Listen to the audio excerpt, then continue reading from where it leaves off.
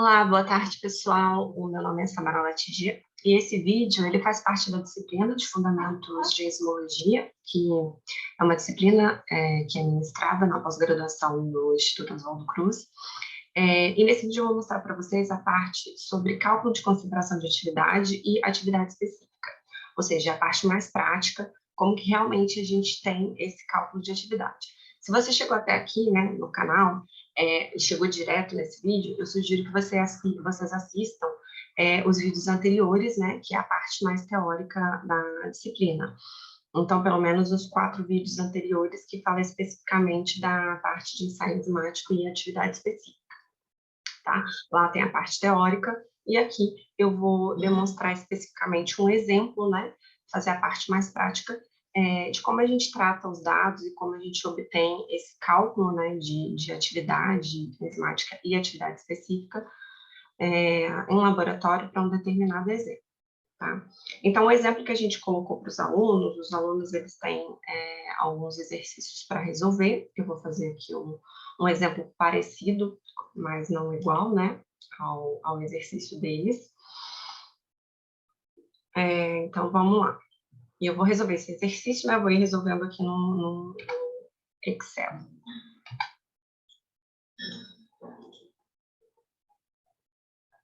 Bom, então o exercício que a gente tem é esse aqui, né?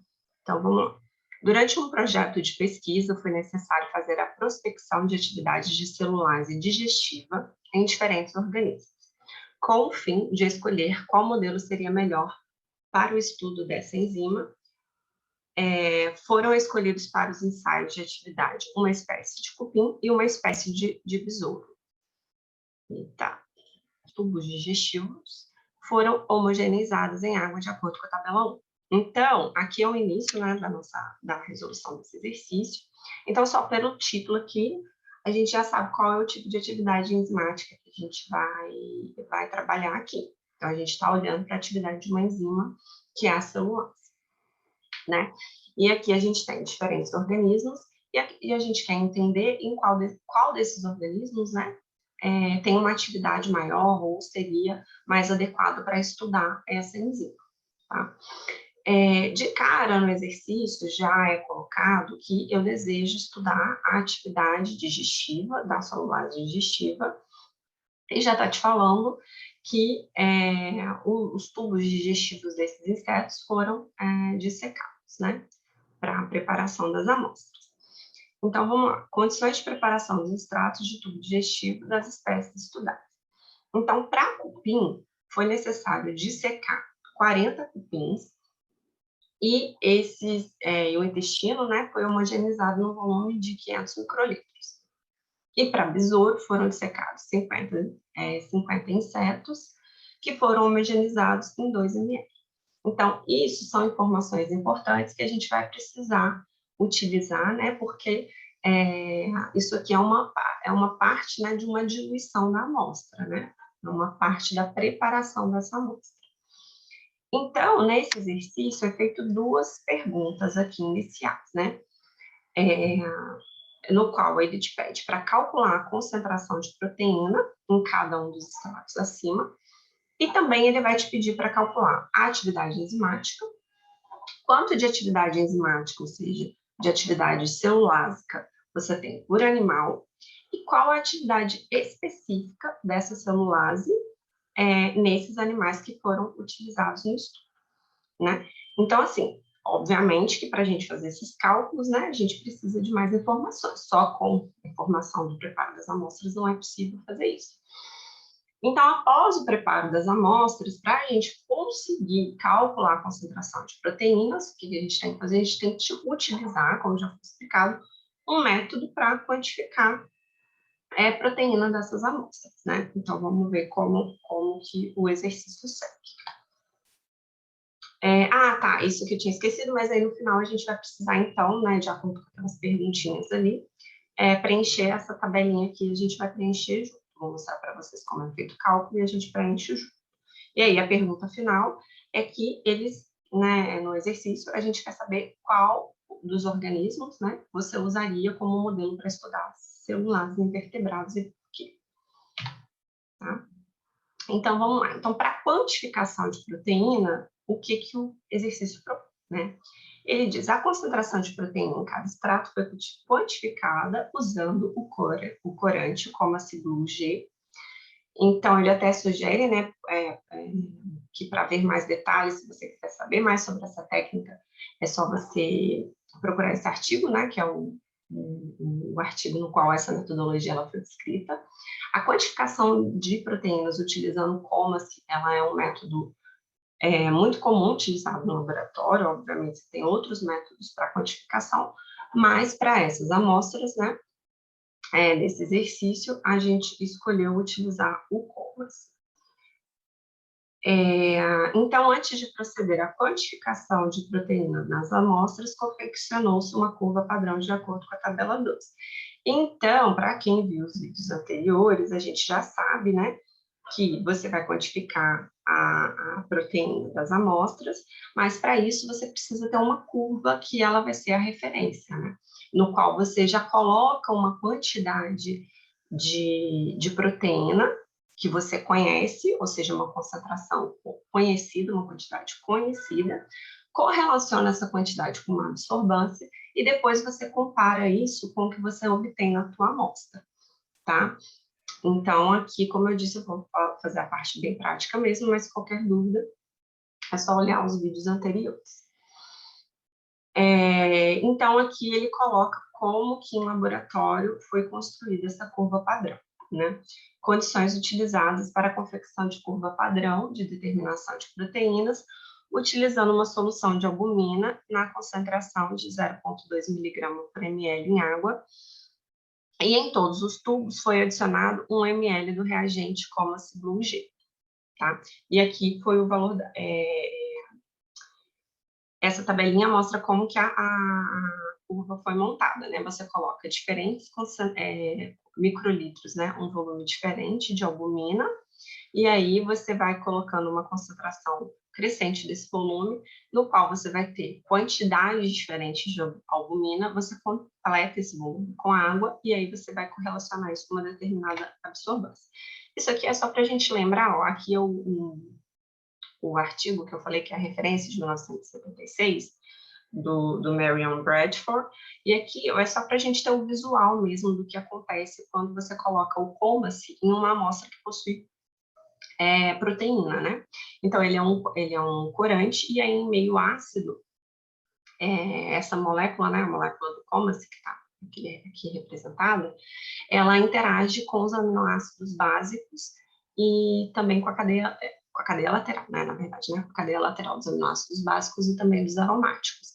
E aí, essa reação acaba alterando, né, a coloração aqui do COMAS, onde ele passa dessa cor aqui, que é um pouquinho mais amarronzada, para essa cor azulada. E aí, a intensidade dessa cor azulada, ela é proporcional à quantidade de proteína que você tem ali na tua amostra, tá? E a absorbância do COMAS nessa estrutura aqui, que possui essa cor azulada, nesse meio ácido, para diferenciar, né, entre o azul e esse mais amarronzado, a absorbância máxima dentro do espectro de absorção a gente lê em 595 nanômetros, tá? Então, o método aqui você tem o COMAS e ele interage com as proteínas que estão ali na sua amostra, gerando esse corante azul, essa cor, né? Gerando essa cor azulada.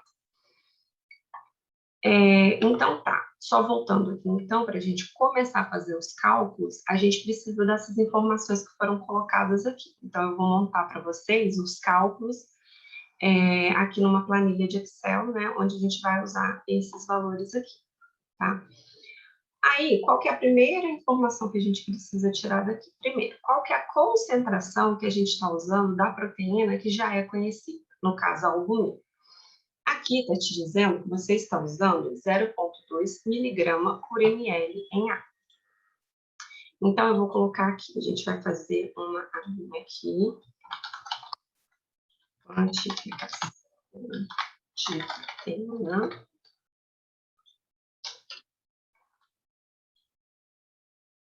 que a gente vai colocar a quantificação de proteína. Eu vou transportar essas informações que estão aqui para lá.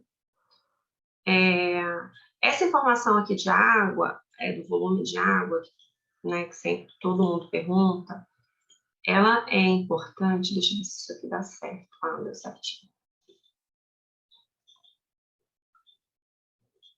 Ela é importante, no caso, para o ensaio, porque o que acontece em laboratório, quando a gente está fazendo um ensaio, né, geralmente a gente faz ou em tubo, ou em tubo de ensaio, depois lê no espectro, né, dentro da cubeta, ou a gente faz um micro ensaio e faz nas plaquinhas de ELISA, a gente precisa completar o volume, né, aumentar um pouquinho adicionando água, porque dependendo do volume, né, inicial aqui que você coloca,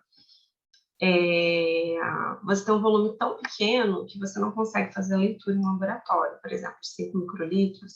Isso não é, para quantificar é muito complicado. Na cubeta nem se fala, né, porque 5 microlitros você nem consegue ler na cubeta, né, pelo menos não na que tem o caminho óptico de 1 centímetro, mas em na placa também não, você não consegue formar aquele menisco direito dentro da placa.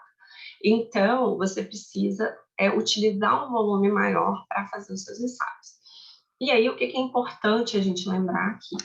Que o volume que você usa para a curva padrão, ele tem que ser igual ao volume que você vai usar para ler as suas amostras. Se eu me lembro bem, lá no vídeo, o Fernando explicou muito bem explicadinho sobre a lei de Lambert-Miller. E aí, uma das questões, né, que são importantes para você observar a concentração de uma amostra é o caminho óptico que a luz vai percorrer. Então, o volume dessas amostras não pode ser diferente, senão o caminho óptico percorrido, né, pode ter principalmente para a plaquinha, né, que você lê de cima para baixo, o volume vai ser diferente, né, e aí o caminho óptico é diferente, e aí o que acontece que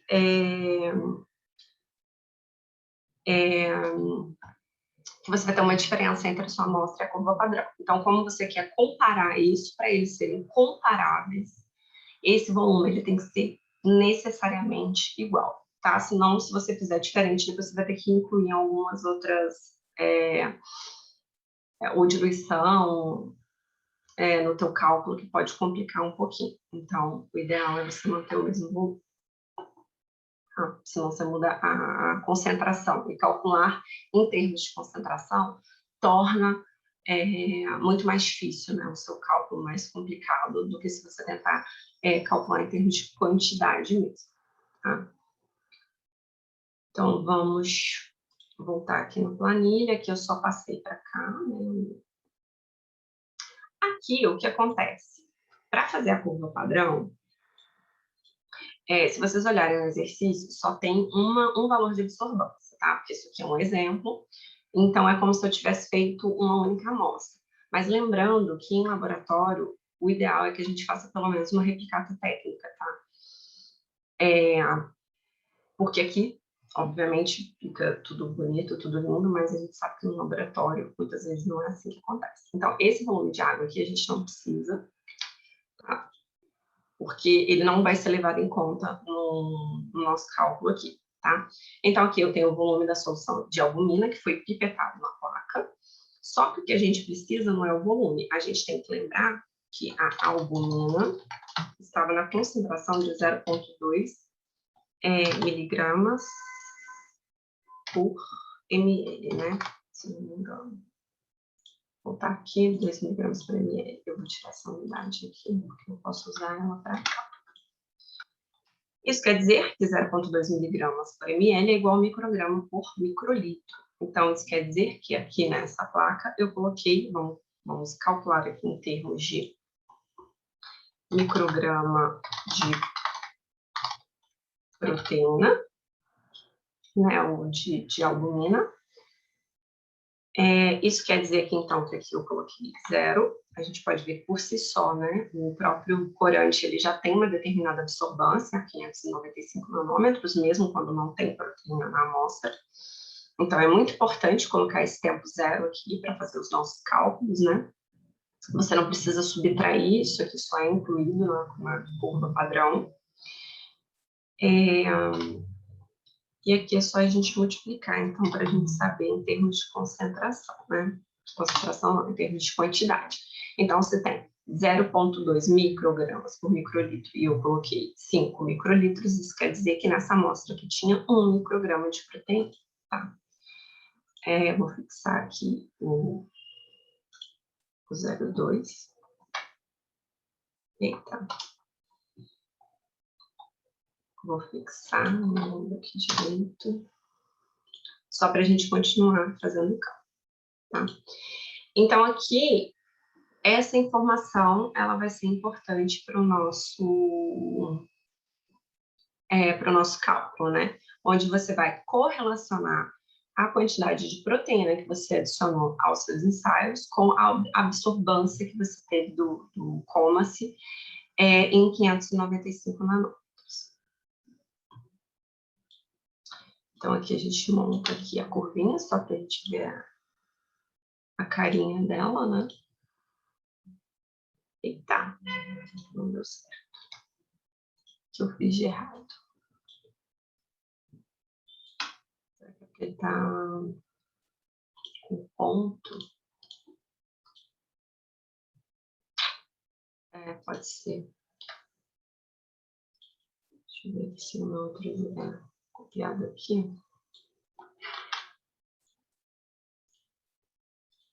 É o mesmo valor, tá? É só porque no exercício está com ponto e aí vai dar diferença aqui. Prontinho. Então, isso aqui é a carinha que a gente tem da nossa curva padrão. E aí, a gente pode colocar aqui os títulos para a gente saber o que a gente está correlacionando, né? Então, aqui a gente tem o valor da absorbância, em 595 nanômetros. E aqui a gente tem, né, a quantidade de proteína em micrograma. Então, o que isso aqui está mostrando para a gente, né? Aí eu posso colocar aqui também, adicionar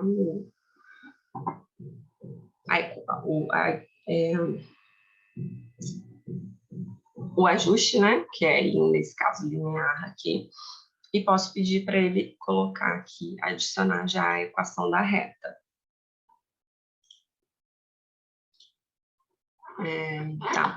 Então, assim, você pode até pedir para adicionar a equação da reta, mas, de qualquer forma, eu vou fazer os cálculos aqui para a gente saber como que a gente encontra esses resultados. Então, aqui o que está te mostrando? Que, de acordo que eu aumento a concentração de proteína da minha amostra, eu tenho um aumento da absorbância e essa relação, ela é linear, tá? O primeiro parâmetro, né, que a gente calcula quando a gente obtém esse tipo de resultado aqui, a gente quer saber qual é a correlação, né, entre o aumento da absorbância e o aumento da concentração de proteína na minha amostra. E esse aqui é um parâmetro muito importante, porque, como eu disse, aqui é um exemplo. Então, essa correlação aqui, ela está bem linear. Então, provavelmente vai dar perto de 99%. Em laboratório, muitas vezes não acontece isso. Então, a gente costuma usar em torno, aceitando no máximo 97,5% de correlação. Isso sabendo que tem algumas amostras que são mais ou menos complicadas de analisar, né? Mas em laboratório, geralmente, a gente usa essa correlação, aceita essa correlação. Então, para calcular isso, a gente usa a fórmula do Correll, que não faz diferença qual você coloca primeiro. Então, a gente tem uma correlação de 0,99, né? Como a gente já esperava. Aqui você já tem o valor da interseção, né? Na verdade, o valor que a gente precisa mesmo é o valor aqui da inclinação, né? Que é o que vai te dar o delta, né? O que vai te dar a diferença aqui entre a diferença, o quanto que a absorbância aumenta em relação não, o quanto a absorbância aumenta quando você aumenta a quantidade de proteína na amostra. Mas vamos calcular aqui também a interseção. Deixa eu colocar assim. A gente usa a fórmula do intercept, aí depende de como o teu computador está setado. E aqui é importante observar, tá? Porque senão o cálculo fica todo errado. Aqui, no Corel, eu disse que não tinha problema qual você colocava primeiro, qual você colocava depois. Mas aqui no caso do intercepto e também para calcular a inclinação da reta, faz diferença sim. Então, você precisa saber o que você está chamando de Y e o que você está chamando de X. Isso é muito comum no laboratório. Às vezes as pessoas cometem um erro de cálculo e quando vão ver é simplesmente porque trocou aqui os valores na hora de fazer o cálculo. Então, você precisa saber que, no caso, o seu eixo Y, você está chamando aqui de absorbância. Então, ele já te indica ponto e vírgula, e agora você está chamando de X. Tá? Então, ele está te dizendo aqui que a interseção, né, que vai ser, quando a concentração for zero, seria menos 0,031. Né? Isso nem existe, né, mas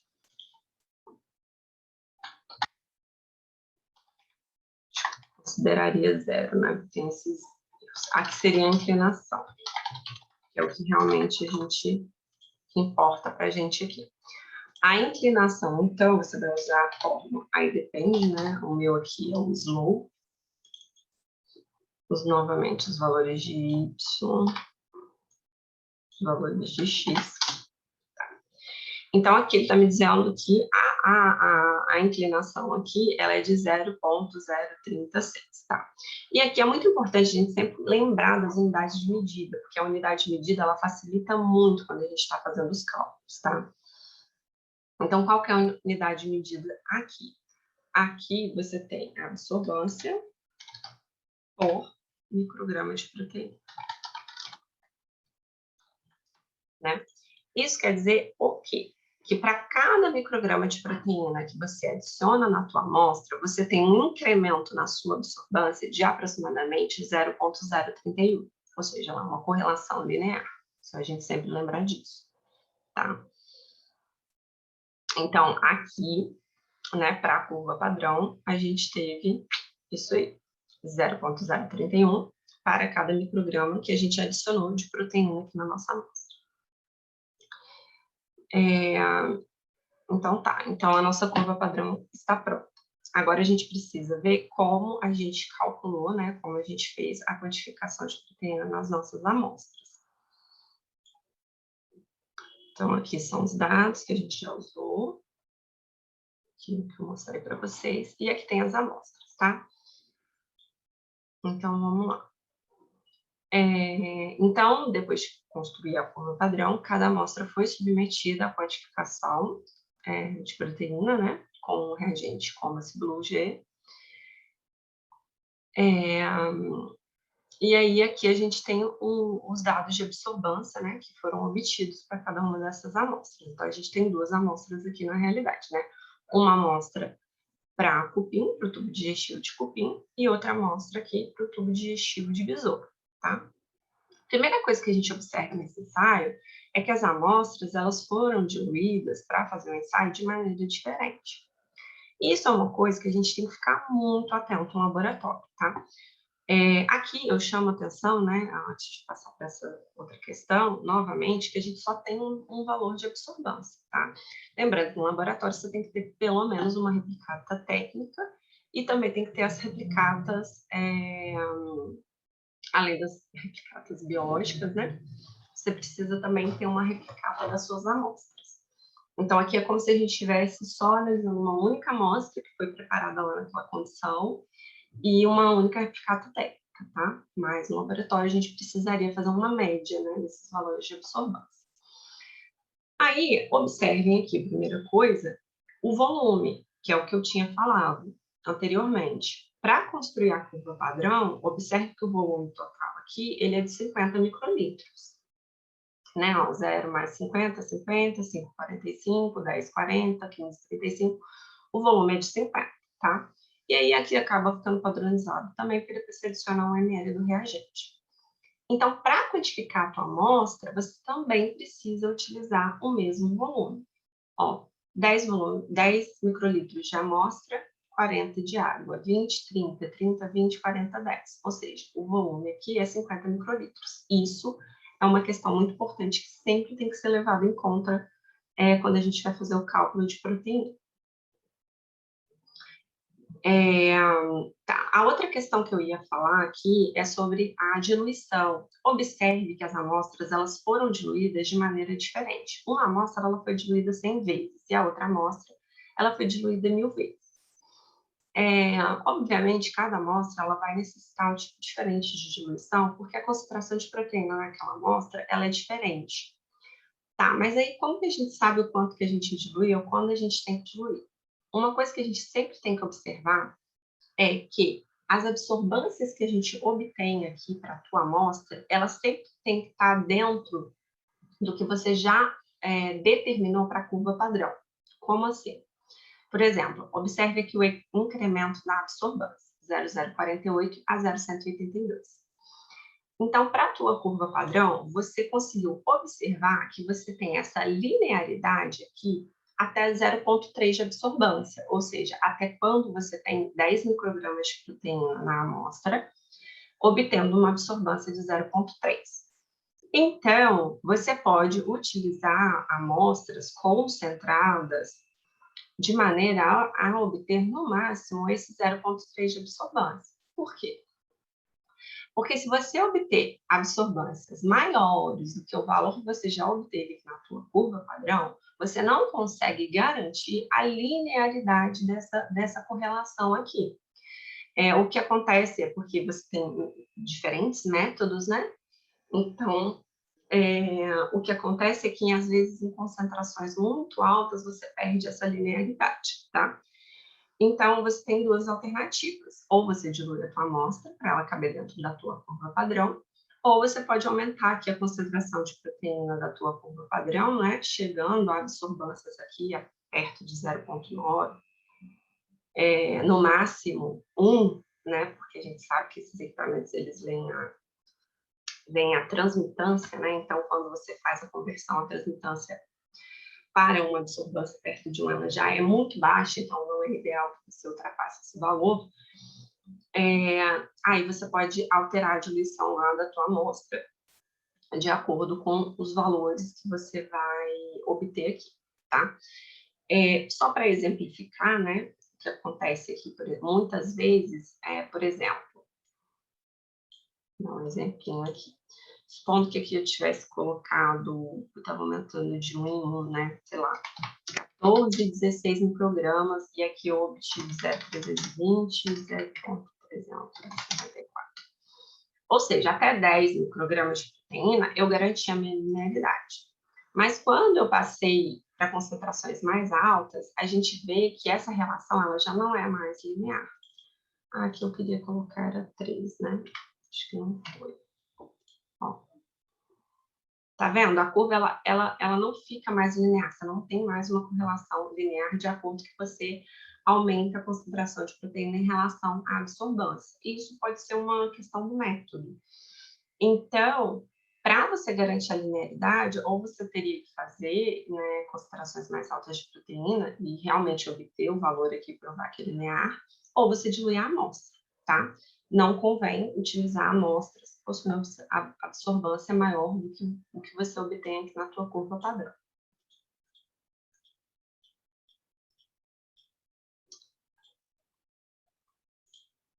Então, já tendo falado sobre essas características, né? Então, vamos calcular a quantidade de proteína que a gente tem em cada uma dessas amostras, né? Então, a primeira é a cupim, que foi diluída 100 vezes.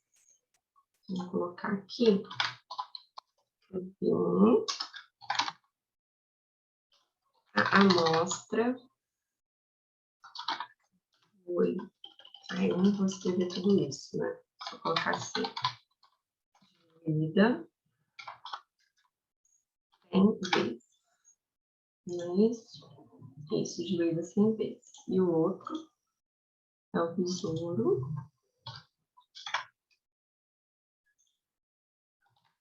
Besouro, no qual a amostra foi diluída 1000 vezes. 1000 vezes. Ativo. Tá. Então, aqui só para facilitar, vou copiar aqui do exercício anterior, porque também tem a questão da vírgula e afins.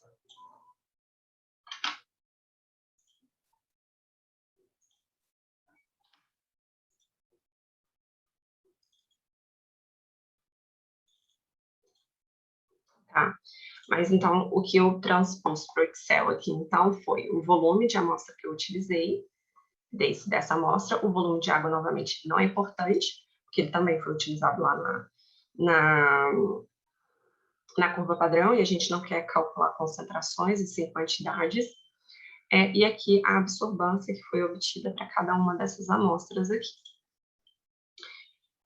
Então, a gente tem aqui o Coupon e aqui o Bezout. Tá, ok. Novamente, eu poderia lotar aqui o gráfico, né? Figurinha aqui só para observar, né? A linearidade.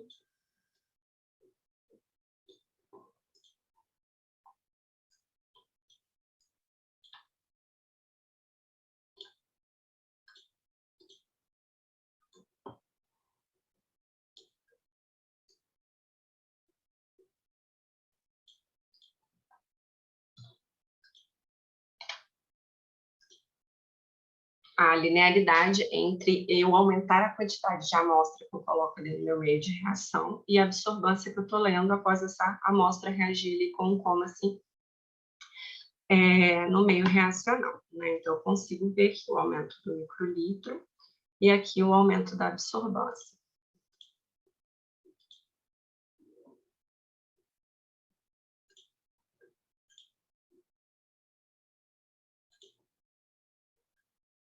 Tá.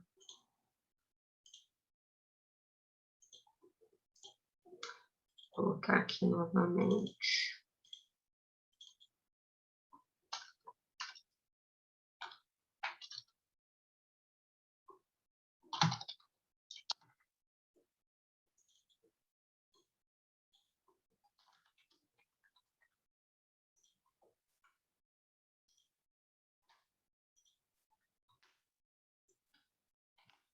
Vamos repetir.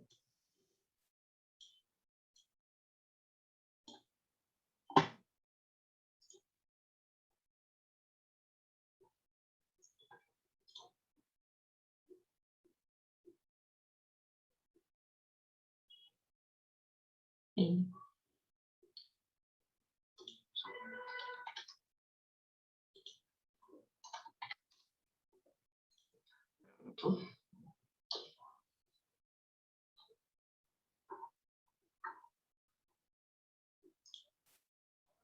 Bom, então aqui a gente tem as figuras também demonstrando aqui. Você poderia também traçar a reta aqui e já colocar a equação da reta, porque o que interessa para a gente aqui é a inclinação. Mas, novamente, então, a gente vai ver aqui a questão da correlação, interseção e inclinação, tá? Só copiar aqui para a gente adiantar aqui o processo.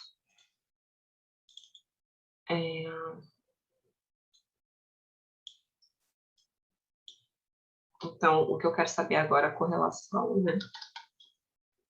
Entre a quantidade de microlitros de amostra que eu coloco e a absorbância que eu estou obtendo, valor de absorbância.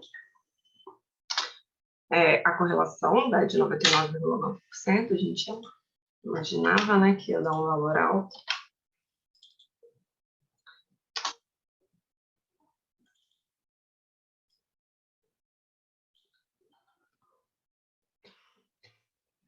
Desculpa.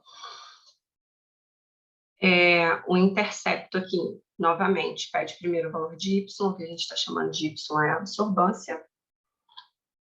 E aqui os valores de X, que é a quantidade, né, de amostra que a gente colocou no meio de reação.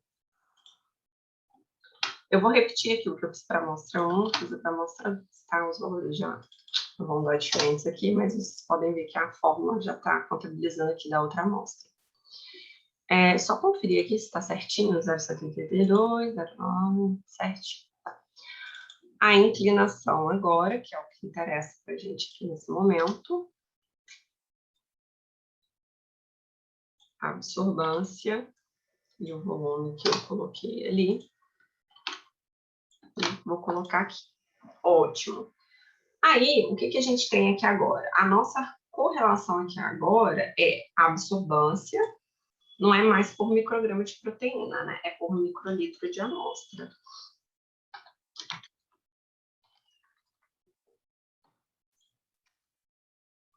Então, essa é a correlação que a gente tem aqui nesse momento. Então, novamente, o que ele está te mostrando? Que para cada microlitro de amostra que a gente coloca ali, no nosso meio de reação, a gente tem um incremento de absorbância de 0,0044 aqui para essa amostra e 0,0028 para essa amostra. Então, com isso aqui, a gente consegue calcular quantos microgramas por microlitro de proteína a gente tem na nossa amostra. Então, a primeira pergunta, que era a concentração de proteína, a gente vai colocar aqui, ó, micrograma por microlitro de proteína.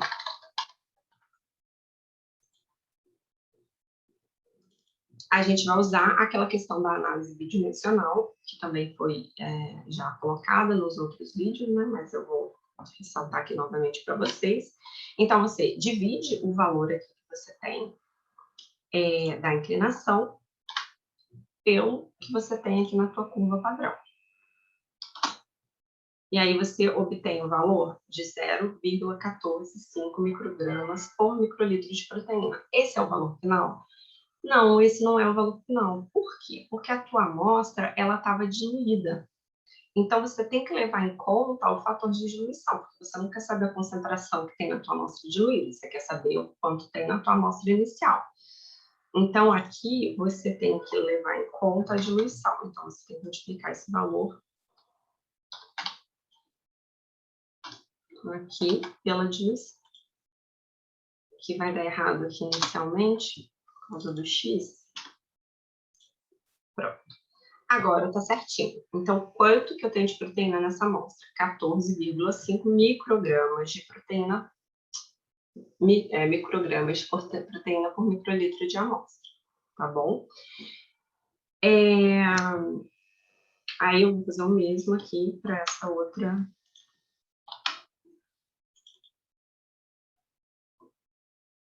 Aqui no caso seria 1000, né?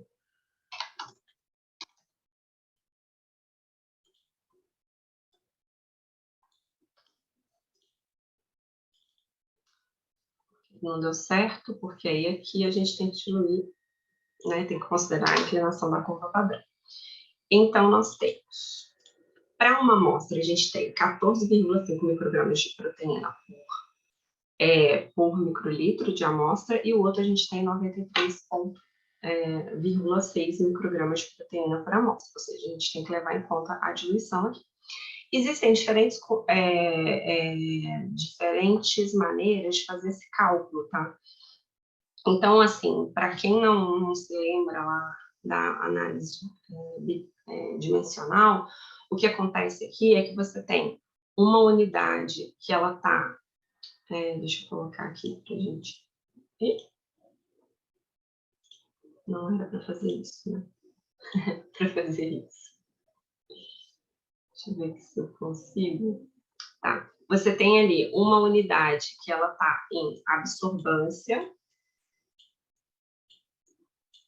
por microlitro, e você vai dividir por outra que está em absorbância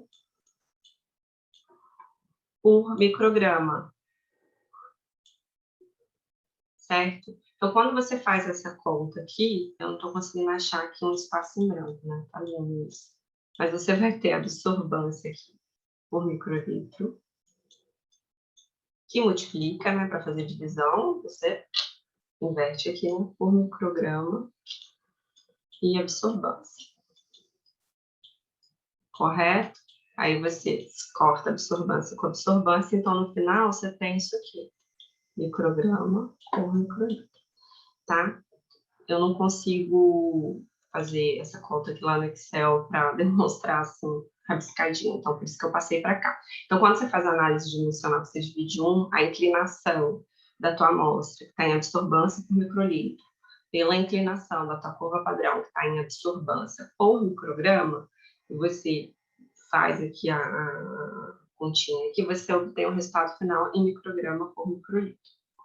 Tá? Então, por isso que aqui está em micrograma por microlitro. Eita, vai ficar aqui, né, isso, né? Acho que eu tenho que dar um undo.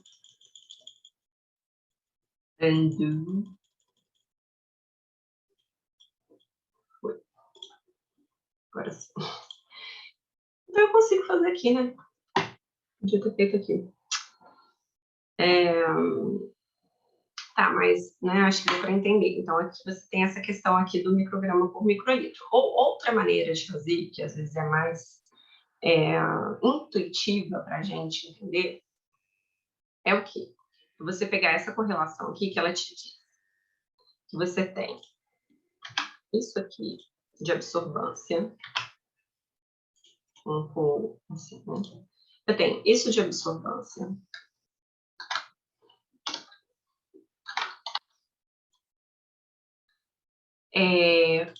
para 1 micrograma de proteína.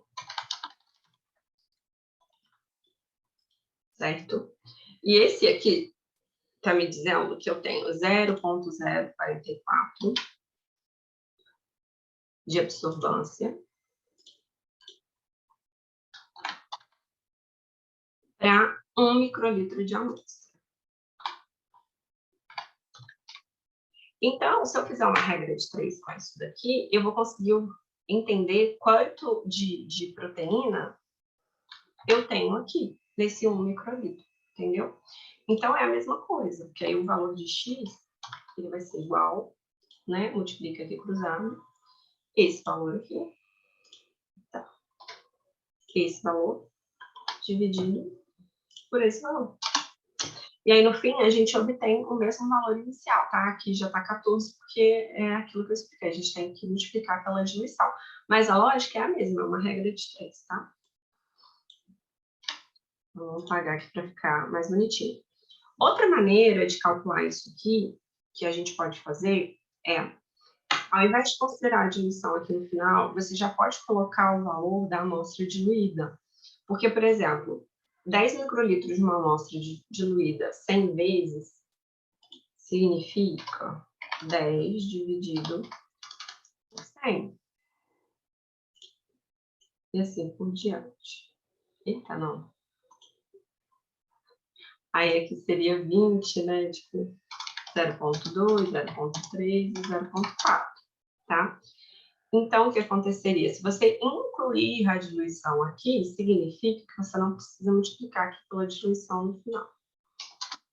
Tá? Então, você vai obter o mesmo valor, só que aqui você já colocou o quanto realmente de amostra você colocou ali na sua análise, né?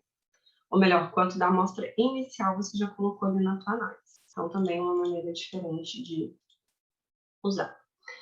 Bom, como eu quero dar aqui exemplos mais práticos, né, do que realmente acontece no laboratório, outra questão, principalmente para gente que trabalha com esteto, mas eu acho que tem outros exemplos também, é que às vezes você utiliza a sua amostra para fazer tanta análise que quando chega no final, que você realmente precisa fazer a quantificação, você não consegue fazer duplicata técnica e utilizar 4 pontos aqui em termos de volume para fazer a quantificação, né, para saber quanto de atividade você tem ali na tua amostra. E aí não tem problema, você pode utilizar um único valor, tá? A questão é que é muito mais acurado você utilizar diferentes volumes e fazer a curva, essa curvinha aqui, né?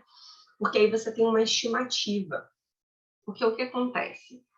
É aquilo que eu já citei anteriormente. Aqui a curva está bonita, ela está totalmente linear e você tem uma correlação de 0,99,9. Em laboratório, provavelmente, o que aconteceria, principalmente se você usar um único ponto para fazer a tua reação, é isso aqui.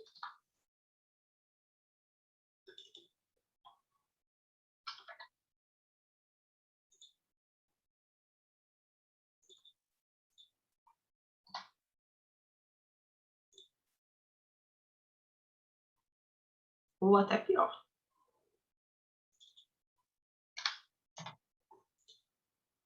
Ó, poderia acontecer isso aqui. Ou seja, a correlação aqui já diminuiu. Ok, isso aqui é uma correlação ok, a gente ainda pode utilizar, né, essa correlação, não tem problema nenhum. Mas você não tem um ajuste tão linear assim. Então, quando você usa 4 pontos e faz o ajuste linear, você leva em conta a distribuição de todos esses pontos aqui na sua análise. Se você usar um único ponto para calcular a atividade, por exemplo, usando 40 microlitros, ou usando 30, ou usando 20, você tem diferentes tipos de erros associados aqui a esse cálculo. Entendeu? Então, por isso que é sempre bom você utilizar, quanto mais pontos você conseguir utilizar para fazer a sua análise, melhor. Você vai diminuindo esse erro. Mas é lógico que se você não tem a possibilidade de construir essa curva e só tem uma única amostra, você pode fazer o cálculo da mesma maneira, tá? Só voltar aqui para os nossos valores lindos e maravilhosos. Então, o que aconteceria nesse caso aqui? Você teria que utilizar o valor, né, que você obtém de absorção, supondo que eu não construí a curva, tá? Supondo que eu obtive 0,182 de absorbância. Então, eu vou usar esse valor aqui da mesma forma. No caso, eu tenho 0,030 de absorvância para tantos microgramas, para 1 micrograma de proteína. Se eu tenho 0,182, quanto de proteína eu tenho na minha amostra, né?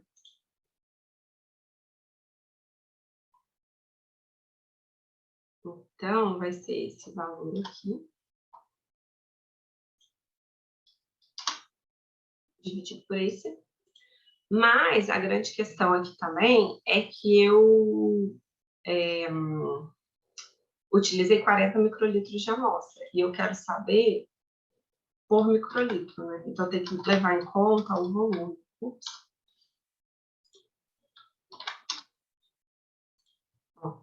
E aí, esse valor aqui que eu obtive, 0,148. Aí, vocês já observam que é um pouquinho diferente do valor que eu tenho aqui, né?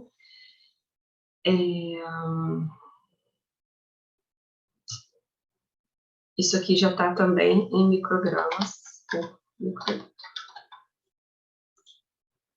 Isso aqui não levando em conta a diluição, tá, gente? Porque também lembrando novamente que é a amostra só diluída, então eu teria que multiplicar aqui também pela diluição, né? Para obter o valor. Então, veja que o valor ele é ligeiramente diferente desse aqui. Por quê? Porque aqui eu usei 4 pontos para fazer um ajuste. Aqui eu estou usando um único ponto. Tá? Então, a gente vai lá para a tabelinha para a gente preencher. Deixa eu ver aqui. Concentração de proteína. A gente vai passar esse ponto para cá. Aqui no formato.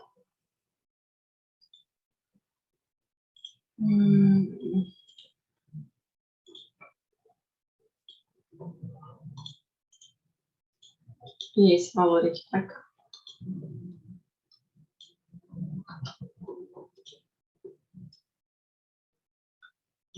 Então, essa aqui é a concentração de proteína que a gente tem nas amostras, né?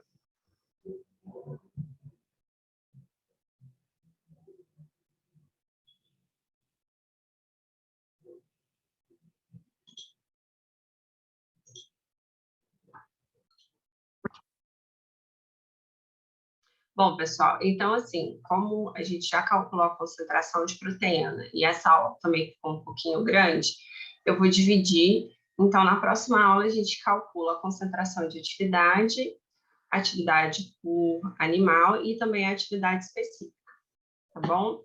Bom, então, até a próxima. Espero que vocês tenham gostado e muito obrigada.